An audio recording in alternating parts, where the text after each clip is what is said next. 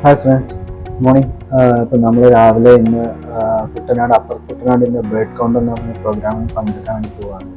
അപ്പോൾ രാവിലെ ഒരു 6 മണിക്കായി സ്റ്റാർട്ട് ചെയ്യാമെന്നാണ് പറഞ്ഞിരിക്കുന്നത്. ഇപ്പോൾ ഏകദേശം ഒരു 5-5:30 ആകാറായിട്ടുണ്ട്.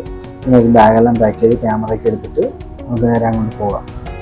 നമുക്കത് കിട്ടിയിരിക്കുന്ന ലൊക്കേഷൻ സ്മൃതിവനമാണ്. അപ്പോൾ നമുക്ക് നേരെ ആ ലൊക്കേഷനിൽ എത്തിയിട്ട് അവിടെ നിന്ന് നമ്മളോട് 3-4 പേര് കൂടി ജോയിൻ ചെയ്തിട്ടുണ്ട്. അപ്പോൾ അവരുമായിട്ട് ജോയിൻ ചെയ്തതിന് ശേഷം നമുക്ക് ബാക്കി കാര്യങ്ങൾ പ്ലാൻ ചെയ്യാം. അപ്പോൾ നമുക്ക് എന്തായാലും ബാഗെല്ലാം പാക്ക് ചെയ്യാം. ഓക്കെ.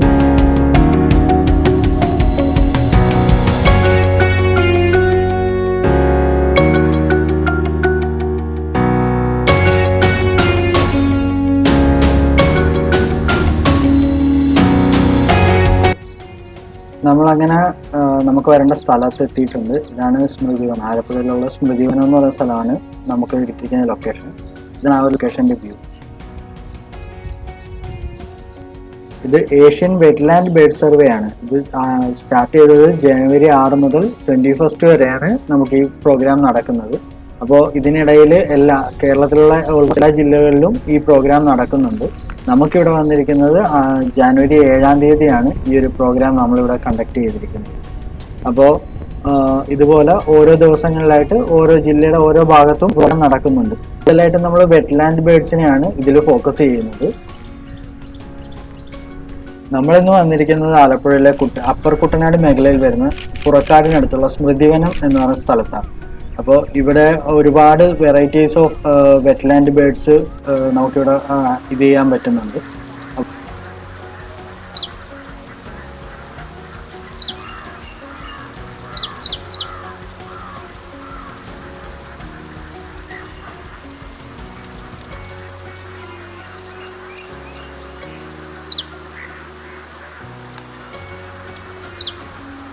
നമ്മൾ സ്മൃതിവനത്തിൻ്റെ ഈ ഒരു ഭാഗത്തു നിന്ന് തുടങ്ങി ഒരു 6 കിലോമീറ്ററോളം നടന്ന് ആണ് ഈ ഒരു ഏരിയ നമ്മൾ കവർ ചെയ്യുന്നത്, ബേർഡ് സർവേ ആയിട്ട് കവർ ചെയ്യുന്നത്. ഈ ഒരു ഏരിയക്കുള്ളിൽ നമുക്ക് കാണുന്ന ബേർഡ്സുകളുടെ സ്പീഷീസ്, എണ്ണം, ഇതൊക്കെയാണ് നമ്മൾ അപ്ഡേറ്റ് ചെയ്യുന്നത്. നമുക്ക് ഈ ഒരു സ്ഥലത്ത് നിന്ന് കടത്ത് കയറിയാണ് അപ്പുറേ പോകാൻ. അങ്ങോട്ട് പോകാനായിട്ട് പാലവോ റോഡോ ഒന്നുമില്ല. അതുകൊണ്ട് നമ്മൾ ഈ വള്ളത്തെ കയറി അക്കരെ ചെന്നിട്ടാണ് നമ്മുടെ സർവേ സ്റ്റാർട്ട് ചെയ്യുന്നത്. അത് സർവേയുടെ സെക്കൻഡ് ഏരിയ ആണ്. ഫസ്റ്റ് ഏരിയ നമ്മളിപ്പോൾ കവർ ചെയ്ത് കഴിഞ്ഞു. ഇനിയിപ്പോൾ നമുക്ക് സെക്കൻഡ് ഏരിയയിലോട്ടാണ് പോകേണ്ടത്. ഈ ഒരു മേഖലയിലുള്ള ആൾക്കാരെല്ലാവരും ഈ ഒരു ഇതുപോലെ 1-2 കടത്തുകളെ ആശ്രയിച്ചാണ് എല്ലാവരും നിൽക്കുന്നത്. പ്രോഗ്രാമിന് ഞങ്ങൾ 4, ഞാനും എൻ്റെ ഒരു സുഹൃത്ത് ബിബിനും പിന്നെ അനീഷ് എന്ന് പറഞ്ഞൊരു സാറും മറ്റൊരു സാറും, അങ്ങനെ ഞങ്ങൾ മൊത്തം 4 പേരായിരുന്നു ഈ ഒരു പ്രോഗ്രാമിന് പോയത്. അങ്ങനെ നമ്മളിത് കടത്തൊക്കെ കയറി അക്കരയ്ക്ക് പോകും. അക്കരയ്ക്ക് ചെന്നിട്ട് വേണം നമുക്കിനി ബാക്കി സ്ഥലത്തോട്ട് നടന്നു പോകാൻ വേണ്ടിയിട്ട്. ഈ ഒരു മേഖലയിൽ നിന്ന് ഒരുപാട് നെൽപ്പാടങ്ങളും കൃഷിസ്ഥലങ്ങളൊക്കെയാണുള്ളത്. അപ്പോൾ ഈ ഒരു ഏരിയയിലൊക്കെ എന്ന് പറയുമ്പോൾ ഇഷ്ടംപോലെ വെറ്റ്ലാൻഡ് ബേർഡ്സ് നമുക്ക് കാണാൻ പറ്റും. അപ്പോൾ അതിനെയൊക്കെയാണ് നമ്മൾ കൗണ്ട് ചെയ്യാൻ വേണ്ടി ഉദ്ദേശിക്കുന്നത്. നമ്മൾ ഈ സർവേ നടത്തുന്ന ഏരിയയും നമുക്ക് കിട്ടുന്ന ബേർഡുകളും ഐഡന്റിഫൈ ചെയ്യുന്ന ബേർഡ്സിനെ എല്ലാം നമ്മൾ ബേർഡ് എന്ന് പറഞ്ഞ ആപ്പിനകത്താണ് നമ്മൾ ചെക്ക് ലിസ്റ്റ് ചെയ്യുന്നത്. അപ്പോൾ നമുക്ക് കിട്ടിയിട്ടുള്ള ബേർഡ്സിൻ്റെ എല്ലാത്തിൻ്റെയും ഫുൾ ഡീറ്റെയിൽസ് ഞാൻ ഇതിൻ്റെ വീഡിയോയുടെ അവസാനം കാണിക്കുന്നുണ്ട്. ബേർഡ്സിൻ്റെ പേരും അതിൻ്റെ സ്പീഷീസും ഞാനെടുത്ത ഫോട്ടോസും ഒക്കെ നമുക്ക് ഈ വീഡിയോയുടെ അവസാനം കാണാം. അതുകൊണ്ട് വീഡിയോ ആരും സ്കിപ്പ് ചെയ്യാതെ അവസാനം വരെ കാണാൻ ശ്രമിക്കുക. നല്ല നല്ല ഫ്രെയിംസ് എനിക്ക് ഇഷ്ടപ്പെടുന്ന കുറച്ച് ഫ്രെയിംസും ഒക്കെ ഞാൻ ഇതിനകത്ത് ആഡ് ചെയ്തിട്ടുണ്ട്. ഈ ഒരു ഏരിയയിലൂടെ നടന്നു വേണം നമുക്ക് പാടത്തോട്ട് പോകാനായിട്ട്. ആ പാടത്തൂടെ വേണം പിന്നെ ബാക്കി സ്ഥലമൊക്കെ നമ്മൾ കവർ ചെയ്യാനായിട്ട്. ഇങ്ങനെ ഒരു ബേർഡിങ് പ്രോഗ്രാമിന് ഫസ്റ്റ് ടൈമാണ് ഞാൻ പോകുന്നത്. അതുകൊണ്ട് തന്നെ എനിക്കൊരു പുതിയൊരു എക്സ്പീരിയൻസും കൂടെ ആയിരുന്നു. നമ്മൾ നോർമലി ബേർഡിങ്ങിന് പോകുന്ന പോലെ ഒരു ഏരിയയിൽ പോയിട്ട് കുറച്ച് ബേർഡ്സിനെ നമ്മൾ അവിടെ കാണാൻ പറ്റുന്ന ബേർഡ്സിനെ വെയിറ്റ് ചെയ്ത് നിന്ന് കണ്ട് ഫോട്ടോ എടുക്കുക എന്നുള്ളതിനേക്കാൾ ഉപരി ഒരു ഏരിയ ഫുള്ളായിട്ട് കവർ ചെയ്ത് അവിടെ കാണുന്ന എല്ലാ ബേർഡ്സിൻ്റെയും നമുക്ക് ഐഡൻറ്റിഫൈ ചെയ്യാൻ പറ്റുന്ന എല്ലാ ബേർഡ്സിൻ്റെയും ഡീറ്റെയിൽസ് കളക്ട് ചെയ്യുക എന്ന് പറയുന്നത് വളരെ വലിയൊരു എക്സ്പീരിയൻസ് ആയിട്ടായിരുന്നു എനിക്ക് തോന്നിയത്. പിന്നെ ആസ് എ ബിഗിനർ എനിക്ക് അറിയാൻ പറ്റാത്ത പല ബേർഡ്സും ഒറ്റ നോട്ടത്തിൽ തന്നെ എൻ്റെ കൂടെ ഉണ്ടായിരുന്ന അനീഷ് സാറും മറ്റു സാറും കണ്ടുപിടിക്കുന്നുണ്ടായിരുന്നു. അവരൊക്കെ ഇതിൽ കുറെ കൂടെ എക്സ്പീരിയൻസ്ഡ് ആയിട്ടുള്ള ആൾക്കാരാണ്. ഇതുപോലെ എക്സ്പീരിയൻസ്ഡ് ആയിട്ടുള്ള ആൾക്കാരുടെ കൂടെ ബേർഡിങ്ങിന് പോകുമ്പോൾ ഒരു പ്രത്യേകത എനിക്ക് എന്താ തോന്നിയെന്ന് വെച്ചാൽ, നമുക്ക് അറിയാൻ പറ്റാത്ത അല്ലെങ്കിൽ അറിയാത്ത ഒരുപാട് പുതിയ പുതിയ ബേഡ്സിനെ ഇവർ നമുക്ക് പറഞ്ഞു തരുന്നുണ്ട്. സൗണ്ട്, അവരുടെ കോള് എങ്ങനെ ഐഡന്റിഫൈ ചെയ്യാൻ പറ്റും, അങ്ങനെയുള്ള ഒരുപാട് പുതിയ പുതിയ കാര്യങ്ങൾ എനിക്ക് ഈ ഒരു ഇതിൽ പഠിക്കാൻ പറ്റി.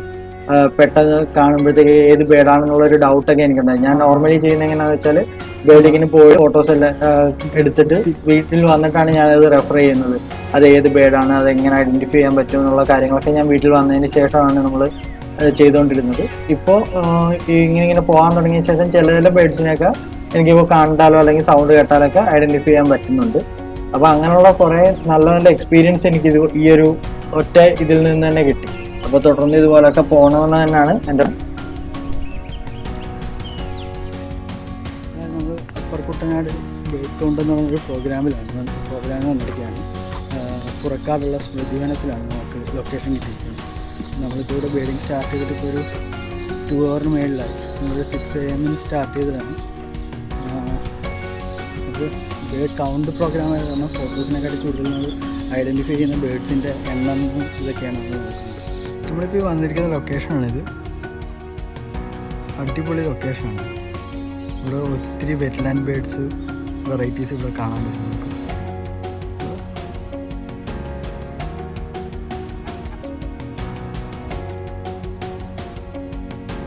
കാര്യം ആ ഈഗിളിൻ്റെ ബാക്ക്ഗ്രൗണ്ട് ഫുള്ള് നമുക്ക് മറ്റേ ഫോഗ് പോലെ മഞ്ഞ് പിടിച്ച് നിന്നിട്ട് അതൊരു പാടത്തിൻ്റെ ലെവലിലൊരു കുറ്റിയിലാണ് ഈഗിളിരിക്കുന്നത്. നല്ല ഭംഗിയുണ്ട്. പക്ഷേ കുറച്ചും കൂടി നമുക്ക് പോയെങ്കിൽ മാത്രമേ ആ പടം എടുക്കാൻ പറ്റുള്ളൂ. ഇവിടുന്ന് എടുത്തിട്ട് അത്രയും ക്ലാരിറ്റി ആയിട്ട് കിട്ടുന്നില്ല പടം.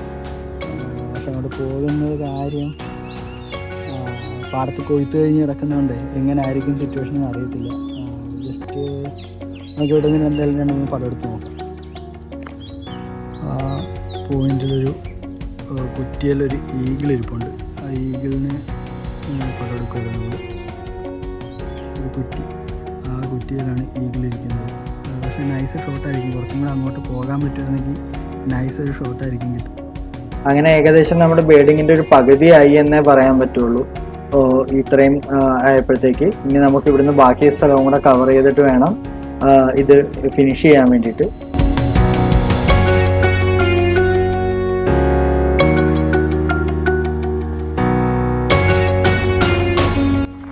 സ്ഥലത്ത് ഒരു കുളത്തിൽ നിറയെ പോള പിടിച്ച് നോക്കുന്നുണ്ട്. ആ പോളയുടെ ഇടയ്ക്ക് മൊത്തം ഒരു 10-20 അതിന് മേളിൽ നീലക്കോഴികൾ നിൽക്കുന്നുണ്ട്.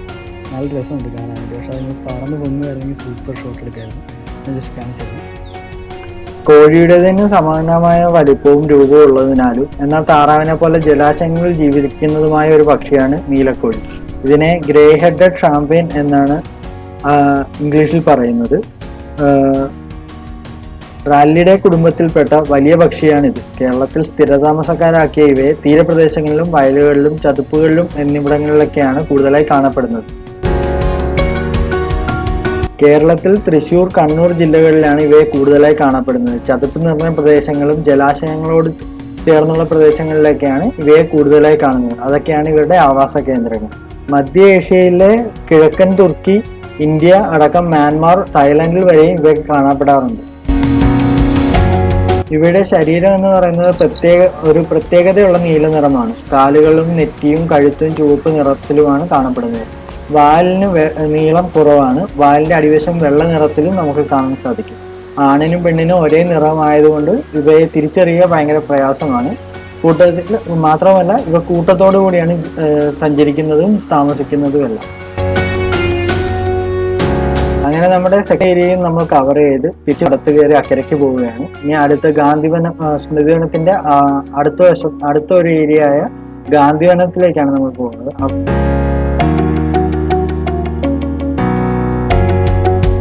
ഇന്നത്തെ ബേഡ് കൗണ്ട് പ്രോഗ്രാമിൽ ഞങ്ങൾ 4 പേരാണ് ഉണ്ടായിരുന്നത്. എല്ലാവരും ഇവിടെ ആലപ്പുഴ അടുത്തൊക്കെ തന്നെ ഉള്ളവരൊക്കെ തന്നെയാണ്. നമുക്കിനി അടുത്തത് പോകാനുള്ള തിക്കിനിയെ നോക്കാനായിട്ടാണ്. തിക്കിനി എന്ന് പറഞ്ഞൊരു ബേഡിനെ നമ്മളിവിടെ സ്പോട്ട് ചെയ്തിട്ടുണ്ടെന്ന് ഒരു ന്യൂസ് കിട്ടിയത്.